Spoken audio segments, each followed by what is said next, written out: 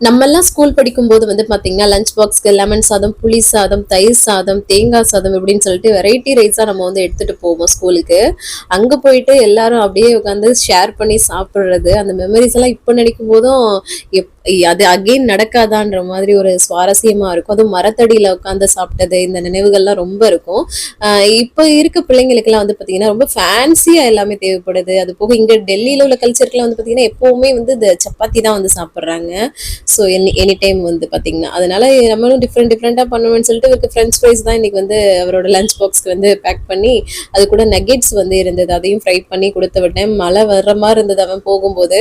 அப்புறமா கொஞ்ச நேரத்தில மழை ஸ்டார்ட் ஆயிடுச்சு. நம்மளோட பிரேக்ஃபாஸ்ட்டுக்கு வந்து உளுந்தங்கஞ்சி தான் வந்து எடுத்திருந்தேன். அதில பாலும், நாட்டு சர்க்கரை போட்டு குடிச்சோம் எல்லாருமே. அப்புறம் மதியம் லஞ்ச்ல வந்து பார்த்தீங்கன்னா, நம்ம மாடி தோட்டத்தில விளைஞ்ச அந்த கீரைய வந்து ஆஞ்சு வைக்கலாம் அப்படின்னு சொல்லிட்டு அதையும் வந்து ஆஞ்சு வச்சுட்டு இருந்தேன். ஸோ இன்னைக்கு டே இந்த மாரி தாங்க போச்சு. நாளைக்கு பார்க்கலாம். பாய்.